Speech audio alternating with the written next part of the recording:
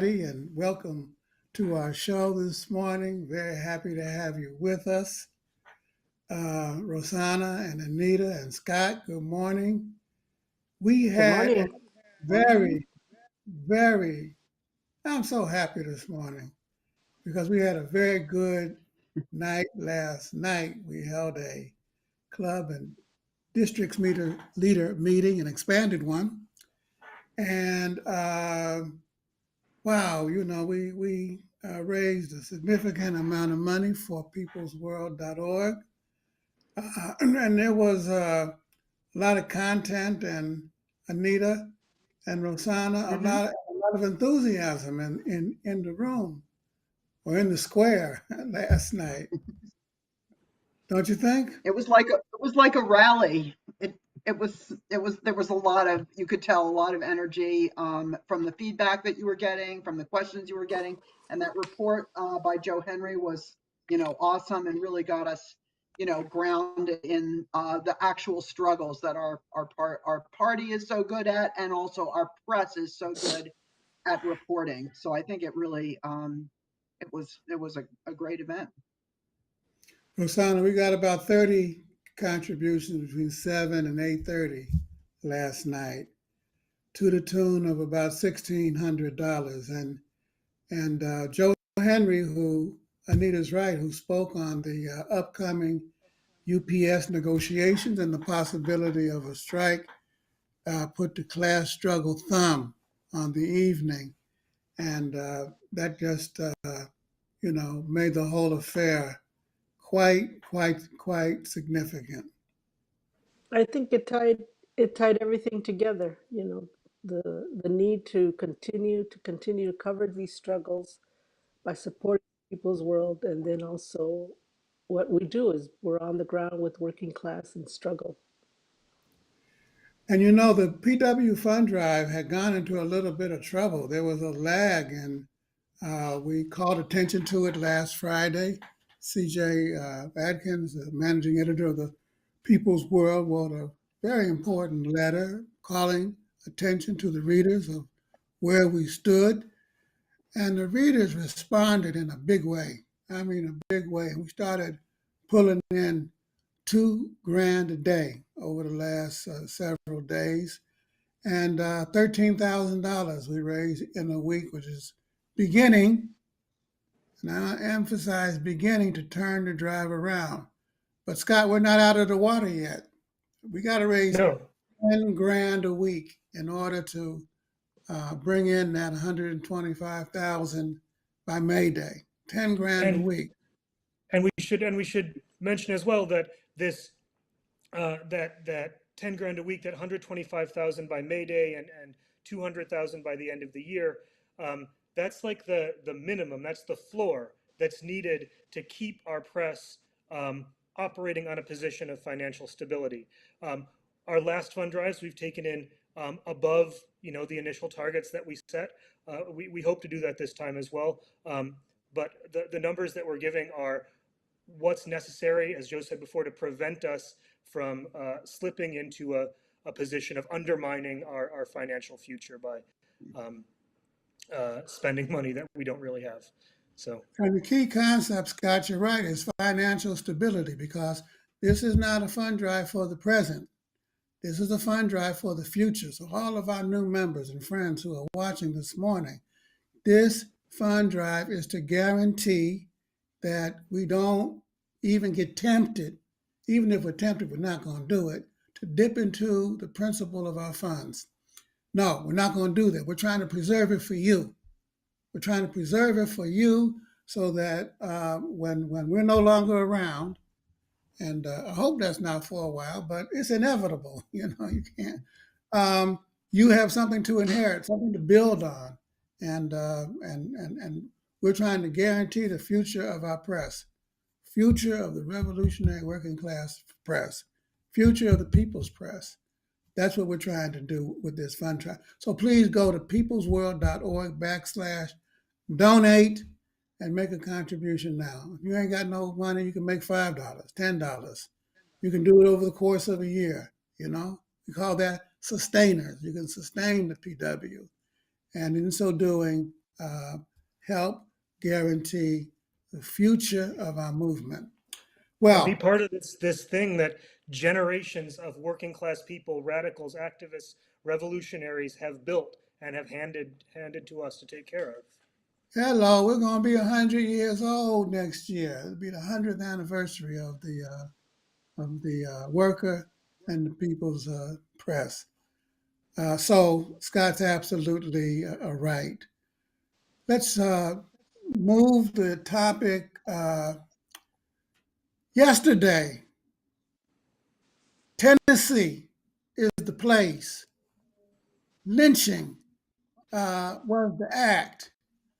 The occasion was the removal, the attempted removal of three legislators from the Tennessee House of Representatives. And what did they do? What were they charged with? Uh, Justin Jones and Justin Pearson. They were engaged in a peaceful protest in the assembly, calling for attention to common sense measures to prevent gun control, to allow gun control, common sense measures, because of the murder of several people in a Christian school on March 31st, Rosanna. And they got kicked out of the kicked. It was a political lynching, wasn't it? It sure was, and I think one of the important, maybe next steps would to be for the people of Tennessee to recall all of those who voted to dismiss them. Start a recall and show your support for what they were standing for, and and don't allow these kinds of things to happen. Anita, the vote was 72 to 75 to get rid of Jones, and 69 to 26 to get rid of Mr. Pearson, Representative Pearson. And the woman who was white, who stood with them, she just managed to retain her seat by one vote. And I heard her this morning, and she said that the KKK majority, and that's what it is. Let's not make any mistake. KKK majority said that they didn't like the tone of the two Joneses. They didn't like the tone, Anita. What, Yeah, they were too uppity. They unbelievable. were It's too just uppity, in other words. right.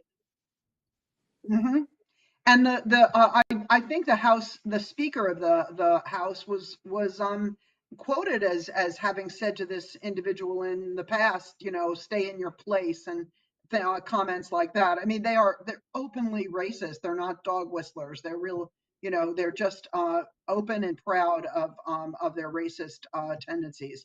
It's just an outrage. I think people are calling for not only protests on the street, but also complaints to be filed in various civil rights organizations, or civil rights violations were experienced by these individuals, and they should be filed. That's one thing that people are calling for. It's just an outrage. I know the president has expressed that it's undemocratic and reprehensible. But I'd like to see the administration do something more about it, about stopping them from carrying out such an egregious miscarriage of justice with these young Black legislators who their constituents voted for them to represent them, and they are being disfranchised by this state house. They stole the vote, Scott. All those hypocritical.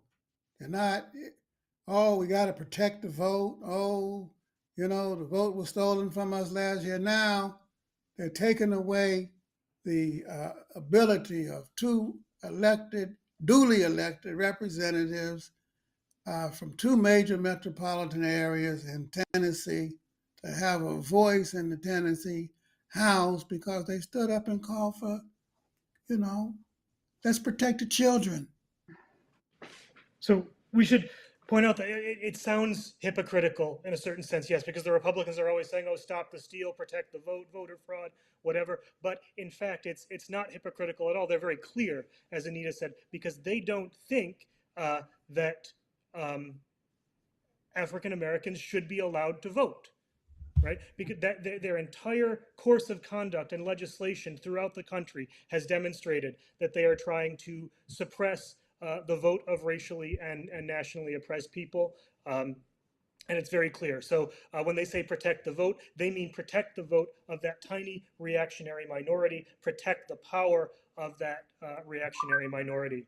And this really shows, I think, the increasingly terrorist character of the Republican Party, the use of any means to eliminate any kind of political rival, to lock all power into its own hands, whether, through the the the spreading of this sort of gun propaganda and encouraging right wingers to take up arms and intimidate people in public, or through taking actions like this against elected representatives, or through threatening the judge in the Trump case. It's gone on far too long already, and I think what I would like to see is the Republican Party in Tennessee, because political parties are structured by state. The Republican Party in Tennessee, I think, ought to lose its, legal tax status and election status until it fixes this, egregious problem of racism. Enough is enough. Enough is enough. Enough is enough. But we had very, very good days a couple days before. First in Wisconsin, where Janet, and I'm going to ruin her last name, uh, Protasowicz won the state Supreme Court, and in Chicago, Rosanna Brandon Johnson. Big wins, no? Very much so. It just shows you the power of the vote and the necessity to be out there and vote legislatures that really are going to speak to your interest as a worker.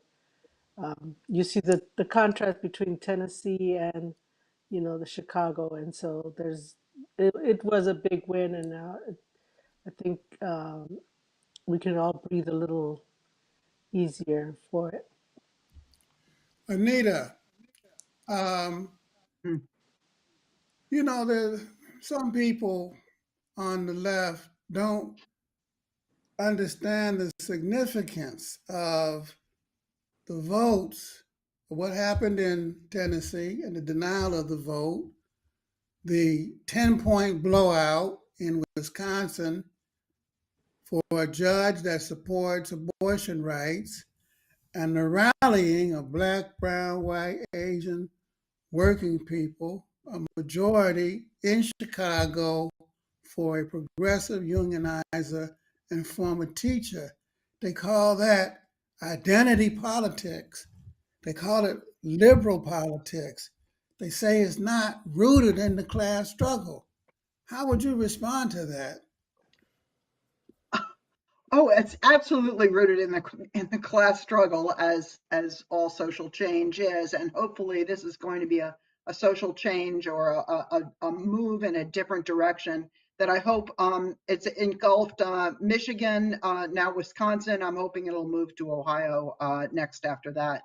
But this judge, one way I learned about it was I had heard that Judge Protasewicz, I think it is, her opponent gave a despicable non-concession speech. And he was just such an awful candidate. He was an architect of the attempt to overturn the 2020 election. He was pretty open about being a racist. He was very his campaign was full of sexism against Protasewicz. So I think it's really just so heartening to see, and I think it's another example of abortion wins election. Wins elections. Reproductive rights are really important to people, and they do come out to vote. And that crosses party lines, and it crosses class lines too. So I think this was a struggle for rights of human beings, and I'm so heartened to see Protasewicz win, and uh, the Brandon Johnson in Chicago too. Both great victories. Scott, how would you respond to that? This bifurcation, the separation of the struggle for democracy and Uh, class politics. I think, as Anita said, it's ludicrous. Not everything boils down to class. That is very true. Um, as communists, we believe in equality, and equality is not just a class question. We believe in equality all down the line. We're against all double standards and all forms of discrimination against the vulnerable and marginalized. That includes racism and sexism and all of its manifestations.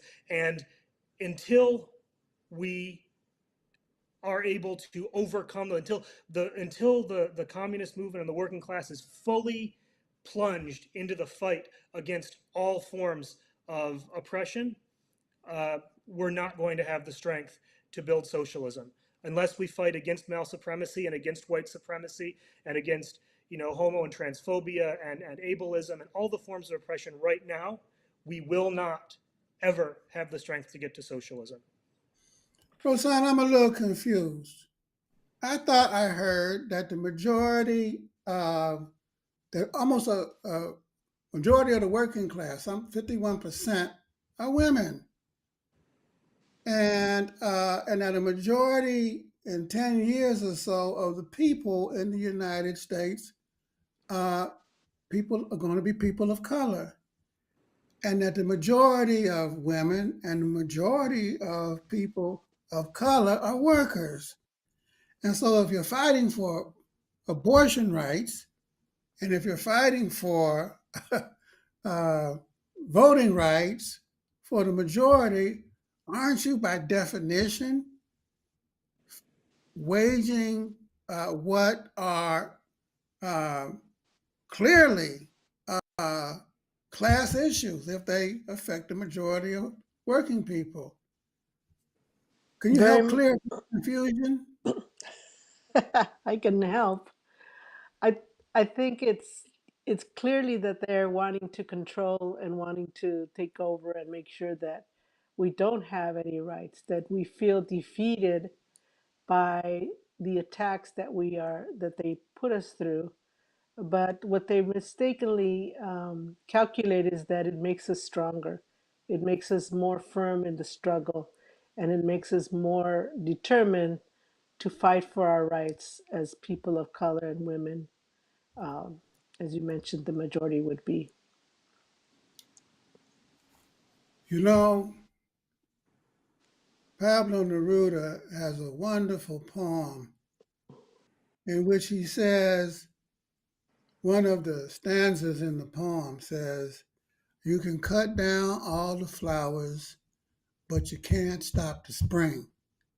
You can kick those brothers out of the state legislature in Tennessee, but I'm going to tell you something. They're coming back.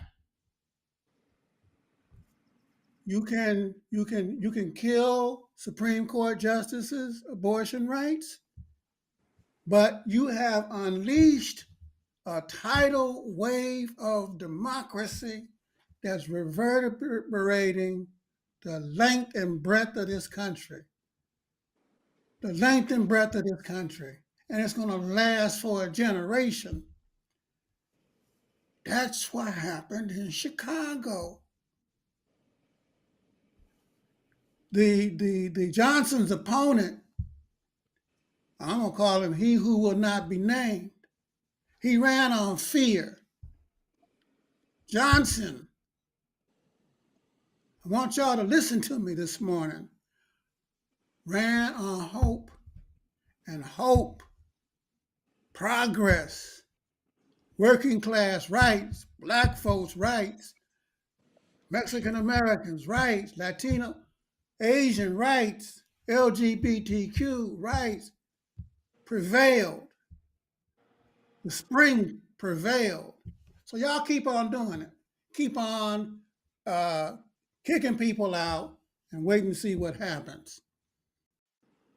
We're going to have another story about the spring coming up right now in the Motor City, in the city of Detroit, where there's a big housing struggle taking place around against evictions and for tenant rights. We want to welcome our comrade Sammy Lewis this morning from Detroit, and she and a coalition were involved in a very significant struggle to prevent, listen to this, a woman on dialysis,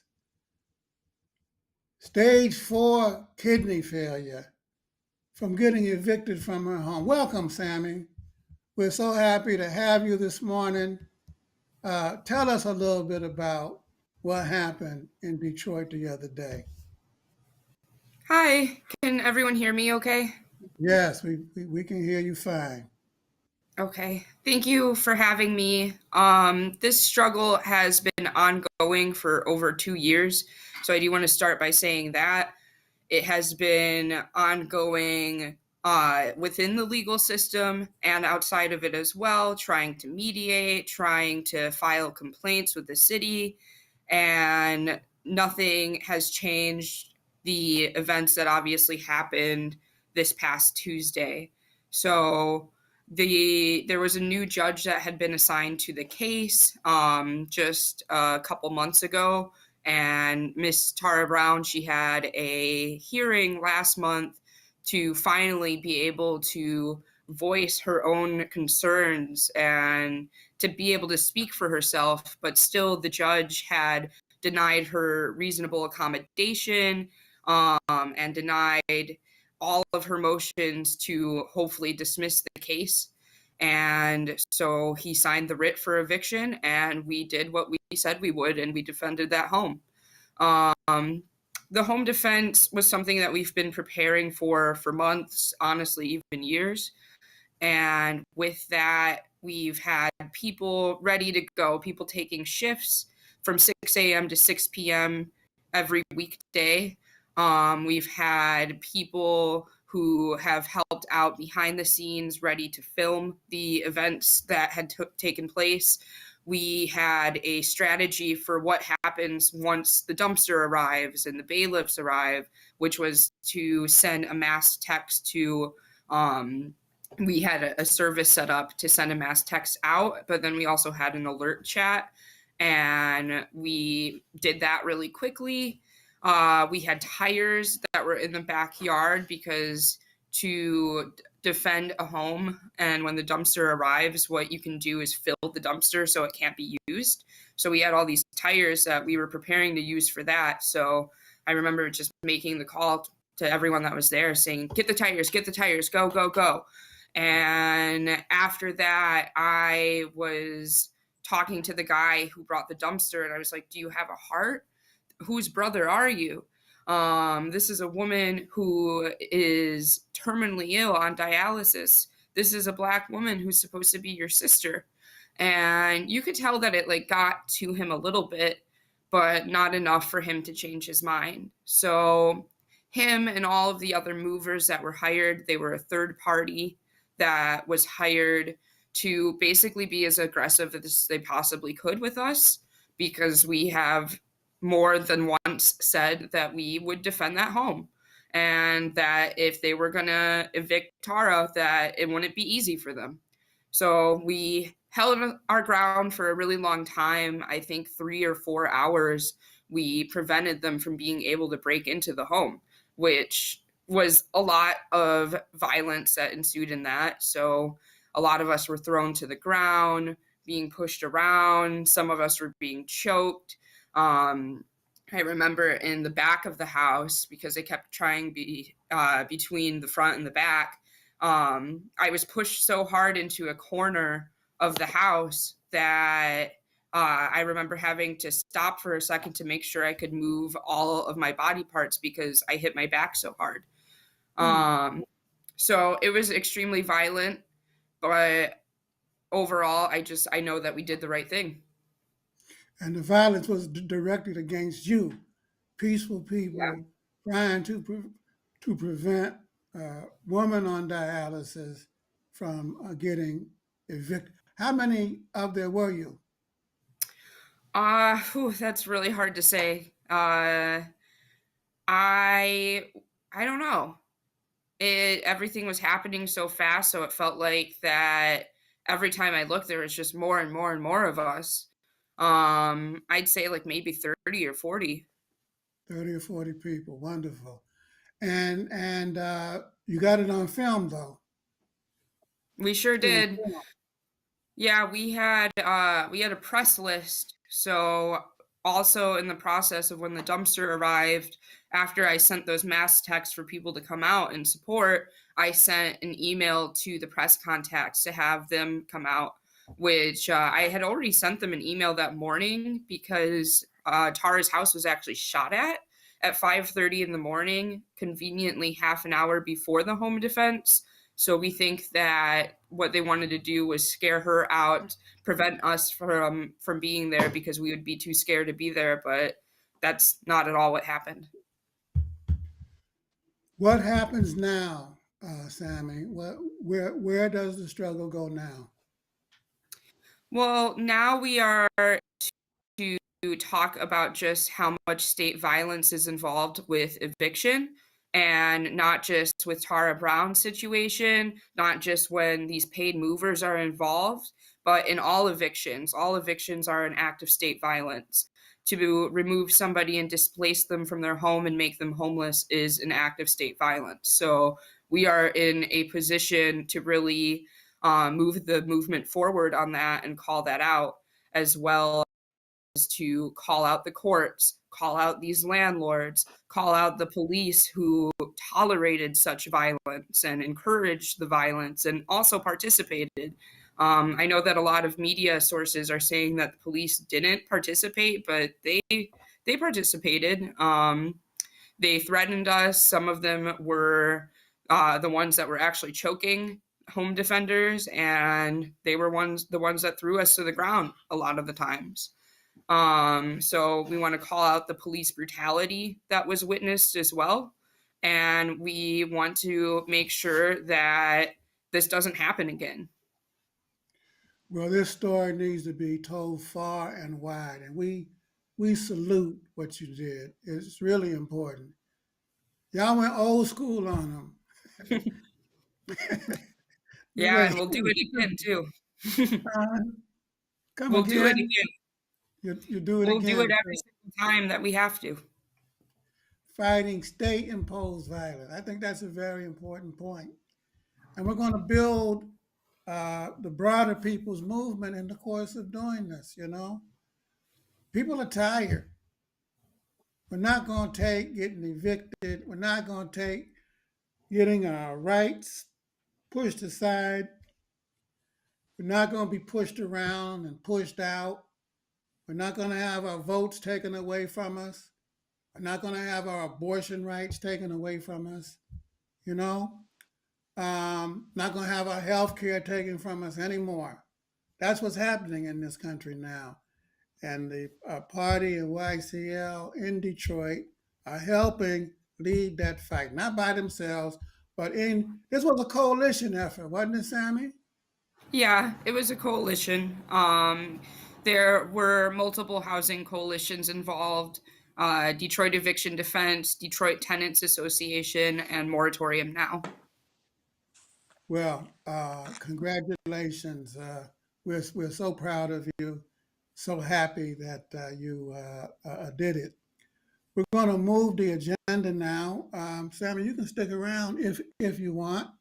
We know that Mr. Trump was indicted and arraigned. Uh, when was that, on Tuesday? Sammy, that was Mhm. I don't know about you, but that was a beautiful sight, for me at least, to see Trump finally facing some justice, don't you think? Oh, absolutely. We actually thought that they followed through with the eviction that day because they thought that with the coverage on Trump that they wouldn't get any. Rosanna, some people thought it would never happen. I got a friend who's an old kind of a cynical leftist, and I went to school. Wonderful, wonderful brother, but he was like, "Nah, it ain't never gonna happen. Y'all just wishing for a whole lot of, and you're gonna be really disappointed." And I'm gonna sit back and say, "I told you so." Now, Rosanna, I get to say, not completely, but I can edge up on, "I told you so." How did you feel on Tuesday? Well, I think, it shows that the sentiment of the people is changing. Otherwise, they may not have indicted him. There might have been other pressures to keep that. I mean, there was other pressures that got him into office. So I think it shows that the American people are providing that pressure, uh, and are no longer tolerating and more and more understanding his role, and the fact that he does not represent the working class or anybody. He represents himself. And so I think that it's a good sign in that way as well. I was Donald hoping to Trump see him in jail, with handcuffs. I think they should have handcuffed him. That would should have have really made my day. put him in a holding cell Oh and give yeah. him a mug shot. Everybody else, everybody else is handcuffed. Why couldn't he be? Equal justice, y'all. That's what we're talking about. Hmm. Equal justice. And Anita, this is the first in a series of three. There's the New York case, then there's the Atlanta case where he tried to intimidate those GOP officials, and then there's January the 6th. Right. And in New That's York, right. the judge told him, "You got to watch what you say." And he went down to Mar-a-Lago and he started attacking the judge and the family, his daughter. What do you think's behind that, Mhm. It's Anita? I wonder if the judge is going to step. I wonder if the judge is going to step in and try to put a order in, because he was told not to say anything, and then he did. And of course, the judge and the prosecutor are getting all kinds of death threats and having to have protection from the public, because this is the kind of thing that Trump does. He lets other people. Is it called stochastic violence, where he lets other people enact the violence that he's expressing in these speeches. His speech was just a long diatribe of grievances, his own personal grievances, not even grievances on behalf of any other group in.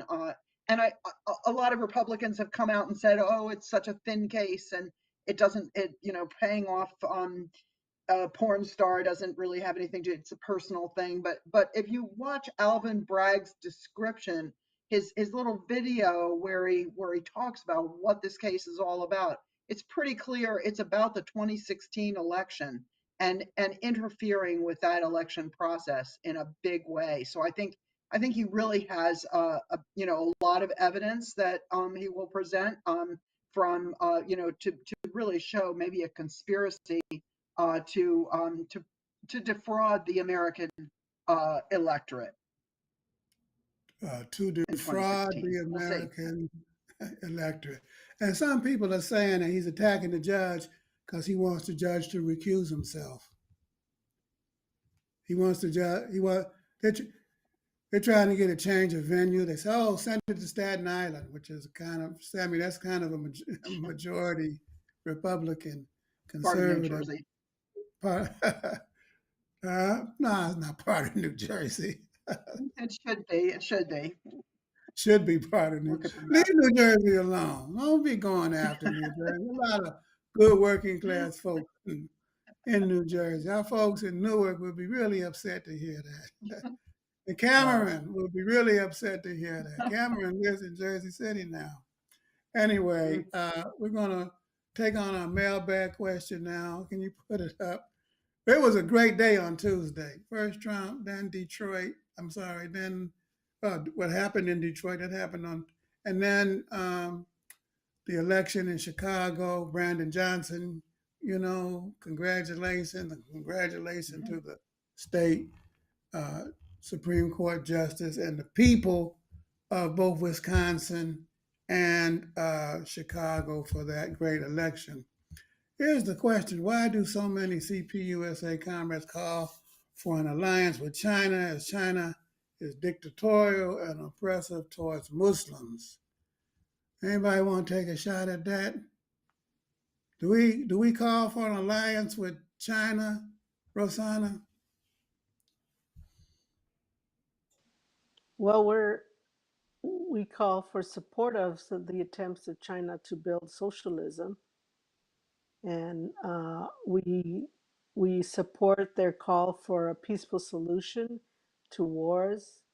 We support their call for cooperative cooperation in the things that will help working people. So we support all of those things. In terms of their oppressive nature towards Muslims, I don't think that we are clear on if that really exists or not. So it's something that we don't comment on because we don't have there's a lot of propaganda against China. And so we have to be mindful of that as well.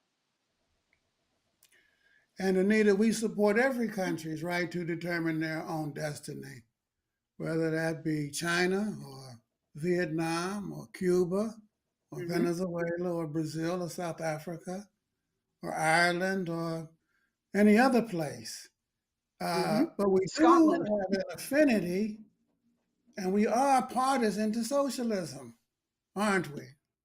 Of course we are, and we have good relationships with workers' parties and communist parties across the world, and we don't interfere with their internal workings, and they don't interfere with ours. They don't, tell us what to do, and we don't tell them what to do. But we support their efforts, of course.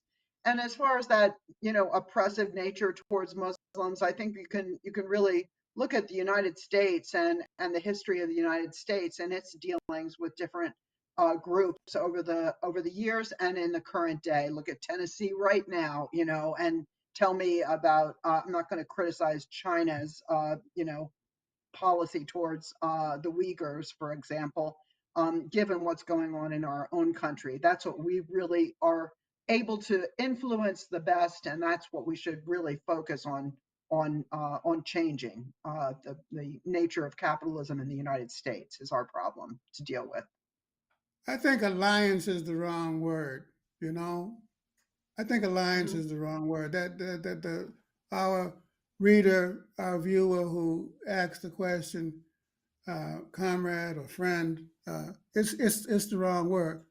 We call for working class people all over the world to unite in an alliance of unbreakable unity.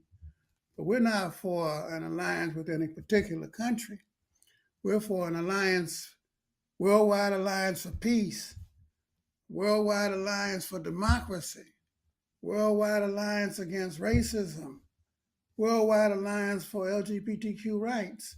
And with respect to Muslims, I would imagine that in most of China, Muslims have equal rights with other religious folks. And in the situation in that province, I had a friend that went there a few years ago. And what he described was a situation where there was a low intensity war taking place with forces that were aligned with Al Qaeda. and those kinds of forces, in which the Chinese themselves said that they had committed some errors in their nationality policy and this social policy, of which they're trying to desperately to correct. So we don't agree with the concept that that there is a dictatorial and oppressive policy on the part of the Communist Party of China towards Muslims or any other religious. Why Muslims and not Christians or Buddhists or anybody else? You know, it don't make sense. Anyway, good morning, revolution, everybody. We're going to end this show. Again, you can cut down all the flowers, but you can't stop the spring. And what we got going on in Detroit with the YCL is a flower. And that struggle to prevent eviction is the flowering of a new movement. And we congratulate it.